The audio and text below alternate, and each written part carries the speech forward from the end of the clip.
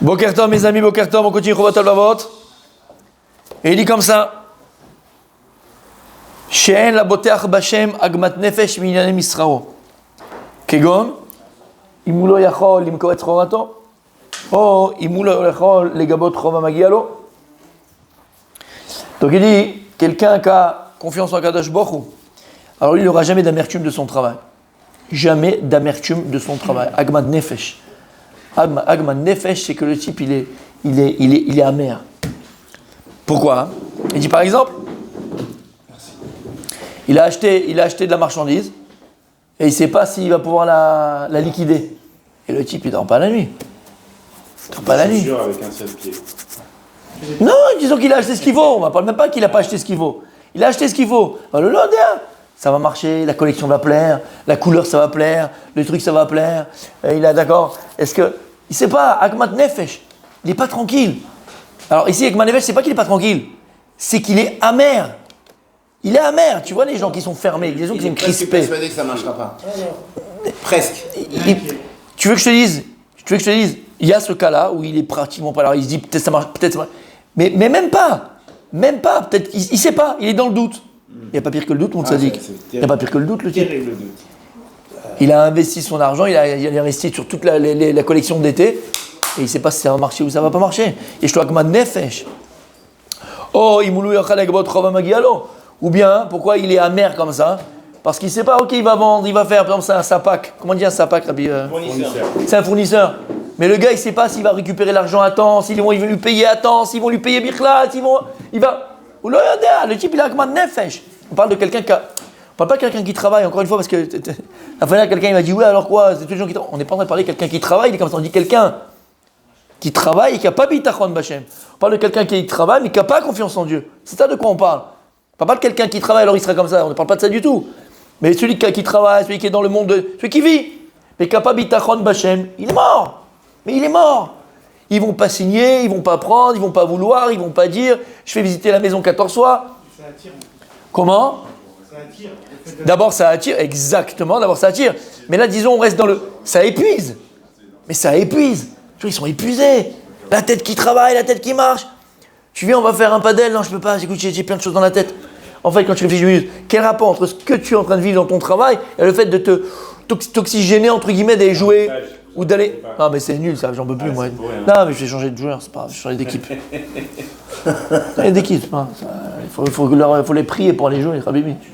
Qu'est-ce que c'est que ça? Ils sont trop religieux dans cette synagogue, trop religieux. Je peux pas, j'étudie, je peux pas, je truc, machin, je prie.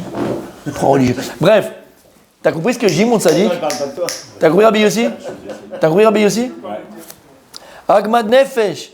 Le type, il sait pas, le type, il est. Comme je vous ai dit, il faut savoir la part des choses. Et on a dit 1000 fois, on peut avoir des problèmes, mais nous on se crée des soucis. On peut avoir des problèmes, on n'a pas à se créer des soucis. Il y a un problème, on va trouver la solution, Be'ezrat Hashem, on va se battre, on va retrousser les manches, on va y aller. Mais nous, d'un problème, on en fait 55 problèmes, on en fait 250 problèmes. L'histoire là, que je vais raconter, le type il a un problème dans son boulot, dans sa parnassa, il est en train de foutre en l'air son couple et sa famille, pas son couple, c'est la famille. L'histoire que je vais raconter de quelqu'un de. D'accord, bref. Lama, on fait tout ça, je ne parle pas de lui, je parle de nous. On fait tout ça.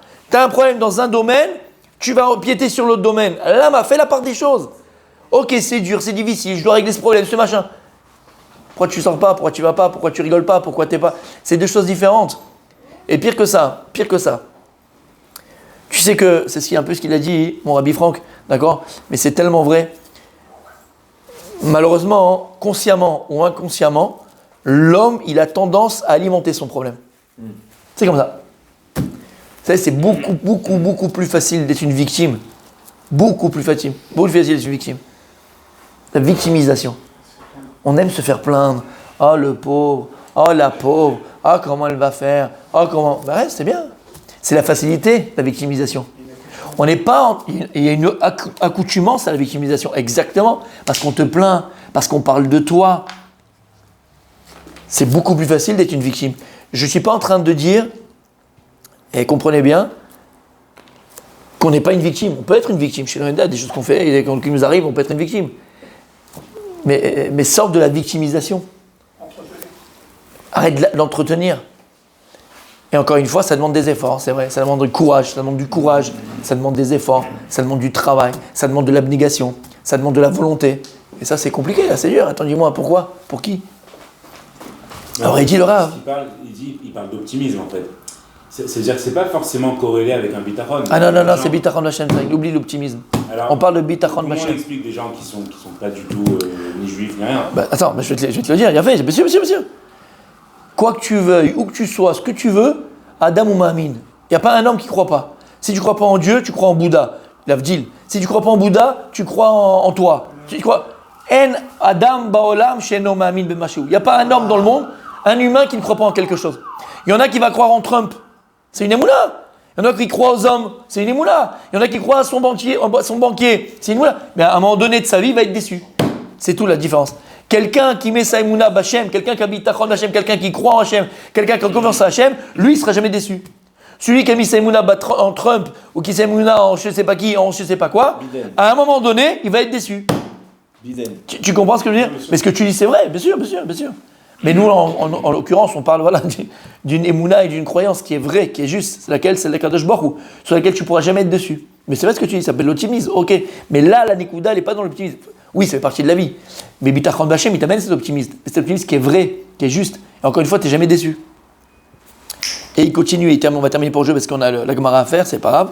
Et il dit comme ça Ve'enu mitztarer im ba'al al gufo machala shelo neda chas v'shalom. Et la personne, même la pire chose qui peut lui arriver, il ne se rebellera jamais, il ne sera jamais rebellé contre Dieu, chas v'shalom. Et on veut que du bonheur, on veut que des bonnes choses, d'accord? Mais même, chez l'oneda, qu'on ne connaisse que du bonheur. Mais même si une personne lui arrive des choses chez Mestarim qui peuvent le peiner, il ne se rebelle pas contre Kadosh Baruch Hu. Parce qu'il sait profondément que Dieu s'occupe de lui mieux que ce que lui s'occupe de lui. Tu entends cette phrase du Chovot Halevavot? Parce que je sais, Vanima Amin, et je crois et je sais que Dieu s'occupe de moi mieux que moi ce que je pourrais m'occuper de moi-même. J'en suis certain. C'est dur, mais c'est à ça qu'il faut arriver à mon tzaddik. Ou bocherlo et atov. Et tu sais pertinemment, et je sais pertinemment que ce que Dieu il me donne, c'est le tov absolu. C'est le bien absolu. Yoter machi ou bocher oto leatzmo. Plus que ce que toi t'aurais voulu comme bien. Comment il sait ça? Écrit dans Teilim. Ach le'Elohim domi nafshi. Qui m'emmène au tikvati. Il dit David Amelech, Ach l'Elohim domi nafshi. C'est quoi Ach l'Elohim domi nafshi? Il dit, uniquement en Dieu, mon âme se tait d'homme. Par exemple, lorsque Aaron a perdu ses deux enfants, il écrit Vaïdom Aaron. C'est quoi Vaïdom Aaron? Vaïdom, il n'a pas bougé. C'est même pas il s'est tué. C'est Vaïdom, quand on est à l'armée. Ils disent Dom. C'est quoi Dom? Comment on dit en français? Un mode Dom. Garde à vous, voilà, garde à vous. Y a pas, on ne bouge pas, on ne parle pas. Et on dit que la plus grande émouna, c'est celle d'Aaron à Cohen. Lama, qui va y Dom. Bon, il n'a pas parlé, mais peut-être qu'il pense. Non, Habibi. Parce que quand tu as besoin de te convaincre, même la personne qui dit, mais c'est tout, à Kol et Tova, c'est sûr que Dieu ce qu'il fait c'est pour le bien. Et tout. En fait, la personne a besoin de se convaincre. Lui, Aaron, il n'a pas besoin de parler, Bichla, il n'a même pas dit un mot. Même de dire, oui, mais tout ce que Dieu fait, c'est pour le bien et j'accepte. Même ça, il n'a pas eu besoin de le dire. Lama, il avait une émouna B'Hashem tellement grande qu'à Philou parlait d'expliquer le comportement de Dieu envers lui, il n'a pas eu besoin. Vaïdom. C'est inscrit ici, ce qu'il dit David Ameller ici. Ach l'Elohim, c'est quoi Elohim? C'est la midat adin, c'est la midat de rigueur. Le nom Elohim, c'est la midat de rigueur. Ach l'Elohim, uniquement Elohim, dominafshi. Je ne parle pas. Même quand il y a des choses, c'est le din chas v'shalom qui s'abat. Dominafshi. J'ai même pas besoin de parler, d'expliquer. Vaïdom Aaron. Atavde alama. Qui me mène au tikvati. Parce que tout mon espoir, et le seul espoir en qui je place, sont à Kadosh Baruch Hu. Donc même quand c'est Elohim, même quand c'est la midat adin chas v'shalom, même quand c'est la midat de rigueur qui peut s'abattre, j'ai pas de question. Je parle pas. Lama, parce que tout mon espoir est là à Kadosh Baruch Hu. Continue demain, Bezrat Hashem.